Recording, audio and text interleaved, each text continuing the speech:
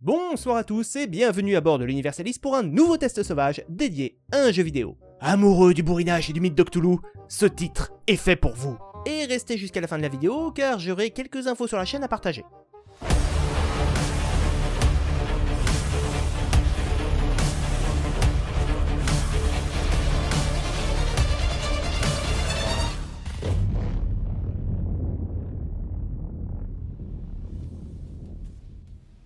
Sorti en 2020 sous la bannière de Tentons, Tesla Force est un hack and slash beat'em all avec un côté roguelite en vue du dessus.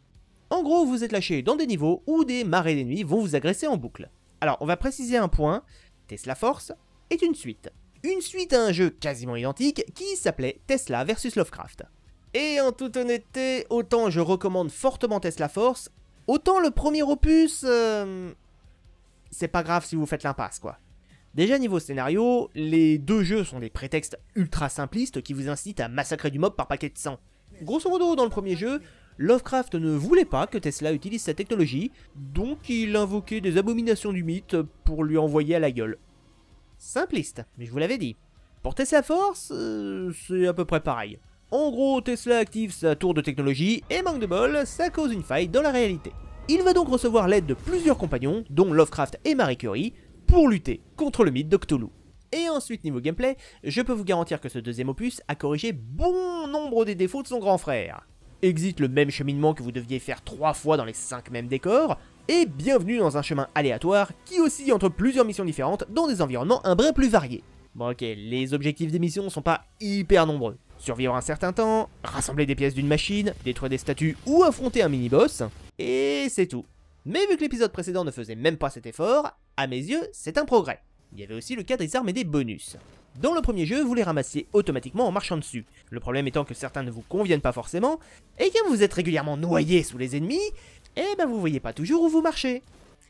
Est-ce que vous pigez le problème?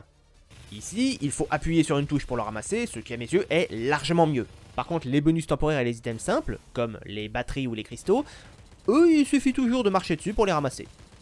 Et non seulement le gameplay est plus fluide, mais la courbe de difficulté est aussi bien mieux maîtrisée. A l'origine, à chaque stage, votre level augmentait à mesure que vous tuiez des monstres. Et chaque niveau gagné vous conférait un bonus. Une fois le stage terminé, vous en commencez un autre en repartant de 0.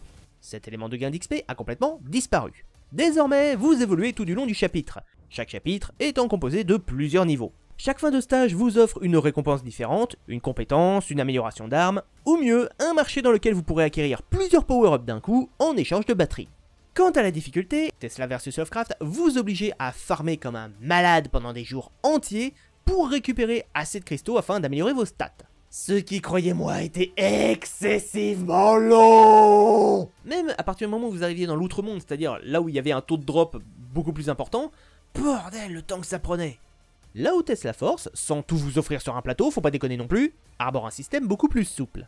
Vous pouvez plus facilement améliorer les compétences de base, augmenter le nombre de téléportations, faire plus de dégâts, avoir plus de santé, etc. etc. Bref, vous aurez souvent l'impression de progresser, sans pour autant avoir la sensation qu'on vous mâche le travail. N'est-ce pas Ubisoft? Parce que oui, le jeu est peut-être plus soft, mais ça vous empêchera pas de crever régulièrement si vous faites pas gaffe. Notamment au début, il faut s'adapter aux mécaniques du soft, bouger régulièrement et choper les bons réflexes. Et une fois que c'est fait, vous pouvez vous éclater. En gros, votre personnage est tout seul sur la map, et à force de tuer des ennemis, peut récupérer des armes ou des bonus temporaires. Mieux encore, vous bénéficiez d'un système de téléportation. Alors ça veut pas dire que vous pouvez vous TP n'importe où sur la carte, hein. C'est juste un dash en avant, mais qui vous fait ignorer les obstacles. Et croyez-moi, ça va vous sauver la mise un paquet de fois. Mieux encore, sur toute la map, sont éparpillés les morceaux du mecha de Tesla. Un robot géant armé de Gatling qui, une fois rassemblé, vous permet de temporairement mitrailler l'environnement. Et je vous cache pas que quand vous avez réussi à rassembler plein de bonus et que l'écran est quasi totalement inondé par vos attaques, il y a un côté un petit peu satisfaisant, on va pas se mentir. Alors je sens que parmi vous, certains vont se dire « Ouais non, c'est trop facile, ça a l'air d'être un truc pour casu ta merde hein, ça. » Ah mais attendez, j'ai pas fini. Déjà, vous allez avoir un chronomètre qui va vous suivre tout du long du chapitre. Pas pour vous dire que vous avez un délai limite pour finir, non. Chaque fois que l'aiguille fait un tour complet, tous vos ennemis gagnent un bonus. Ça peut être devenir plus rapide, plus fort, plus endurant, se régénérer, ce qui vous encourage donc à aller le plus vite possible, mais en même temps, plus vous massacrez d'ennemis, plus vous récupérez du loot, mais également des batteries et des cristaux, qui sont hyper utiles en tant que monnaie et en tant qu'XP. Mais en plus, c'est que la première partie du jeu.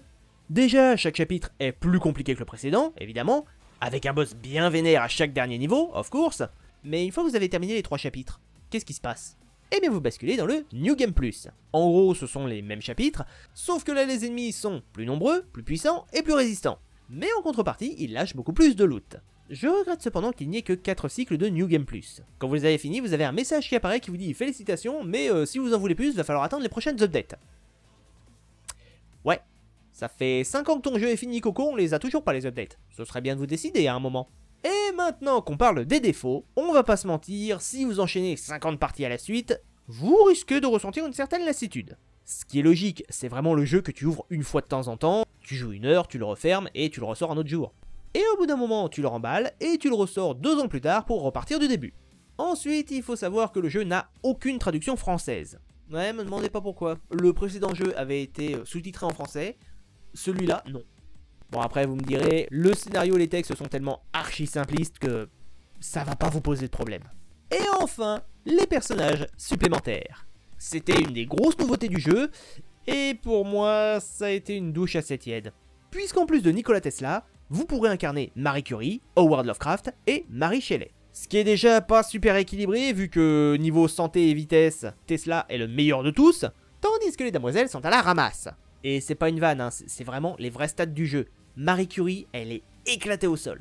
Après, vous pouvez voir ça comme des niveaux de difficulté, Nikola Tesla étant le niveau facile, là où Marie Curie serait le difficile. Alors effectivement, chaque perso possède des capacités spéciales. Genre Tesla peut consommer les batteries pour utiliser des super attaques, Shelley peut s'en servir pour alimenter un bouclier et activer le mecha de façon autonome, Curie peut tirer avec 2 petites armes en même temps, et Lovecraft n'utilise pas le mecha, mais une abomination qu'il peut ramener à volonté en siphonnant l'énergie des portails ennemis. Mais sur le papier, c'est pas suffisant.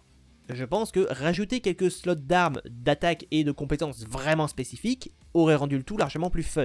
Et ça aurait vraiment donné la sensation d'avoir des persos différents en main. Maintenant, me faites pas dire ce que j'ai pas dit, ils sont pas non plus atroces à jouer. C'est juste que moi, je les ai pas trouvés transcendants. Voilà, je pense avoir dit tout ce que j'avais à dire sur Tesla Force. De fait, si vous avez envie de passer le temps ou de vous défouler un peu, je ne peux que vous inciter à tester le jeu.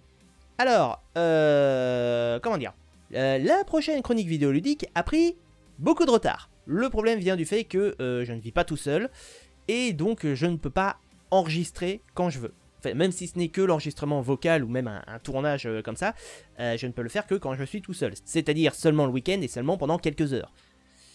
Donc voilà. En plus de ça, j'ai eu pas mal de mes week-ends qui avaient été occupés jusqu'à présent. Là par exemple, c'est mon dernier week-end vraiment libre avant la fin de septembre. Parce que les prochains, je serai en festival. D'ailleurs, si ça vous intéresse, je serai à Cidre Dragon et je serai aussi au festival de Samhain pour le samedi et dimanche. Voilà, je ne fais pas les autres jours, j'ai pas le temps. J'ai sans doute d'autres salons et festivals, mais pour le moment, c'est les seuls dont je me rappelle. Pour revenir sur la chaîne, donc voilà, j'ai pris pas mal de retard sur tout ce qui était enregistrement. Le montage n'a bien entendu pas encore commencé. Alors, j'ai terminé l'enregistrement audio du premier épisode.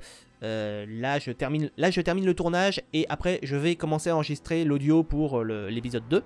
Il y a 5 épisodes plus la conclusion, hein, je rappelle. Et dès que possible, il faut que je termine les retouches audio et là, je pourrai me mettre au montage. Donc, bah évidemment, les prochaines chroniques ont pris beaucoup de retard. Alors, tous les textes sont écrits, sont corrigés, sont élagués. Vraiment, c'est la dernière ligne droite hein, qui manque. Hein, et donc, il y a de fortes chances pour que cette nouvelle chronique ne sorte pas avant minimum janvier, voire février 2025. Je sais, ça fait long, mais je ne peux pas et je ne veux pas rusher. Je tiens à faire un truc vraiment de qualité, donc ça va prendre du temps. Les bons côtés, parce qu'il y en a 2, le premier, c'est que, bah, du coup, pendant que j'ai du temps de libre, en quelque sorte, bah, je peux continuer à écrire sur les prochaines vidéos. J'ai pratiquement fini le squelette d'écriture du prochain Universalis, et j'ai entièrement terminé le dérush de la chronique vidéoludique d'après, qui elle ne contiendra que 2 épisodes. Donc si tout va bien, en 2025, vous n'aurez quasiment que des grosses vidéos. Et le deuxième effet qui se coule, c'est que comme j'aurai moins de temps à rusher, bah j'aurai le temps de travailler sur plus d'autres vidéos. Et donc, en théorie, je n'aurai plus à subir d'années creuses. C'est-à-dire à vous dire, bah non, cette vidéo doit attendre encore 6 mois avant d'être prête, quoi. Parce que là, au moins, j'aurai de l'avance. C'est très franchement, si tout va bien et que j'arrive à terminer les choses comme je l'espère, je pense que en janvier-février 2025, j'aurais fait tout ce que... J'aurais assez de matière pour ne pas rusher de toute l'année. Voilà. J'espère que cette vidéo vous a plu. Sur ce, je vous souhaite une excellente soirée. Et à bientôt à bord de l'Universalis. Sorti en 2020 sous la bannière de Titans, une suite à un jeu quasiment identique qui s'appelait Tesla vs Lopes. Une suite à un jeu quasiment identique qui s'appelait Tesla vs Lopes. Putain de merde. Grosso. Non. Il va donc re. Ah, putain. Chaque fin de stage vous offre une récompense différente. Putain. Ah, mais merde.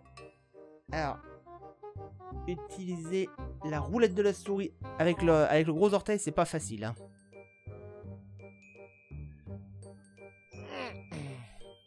J'ai soif.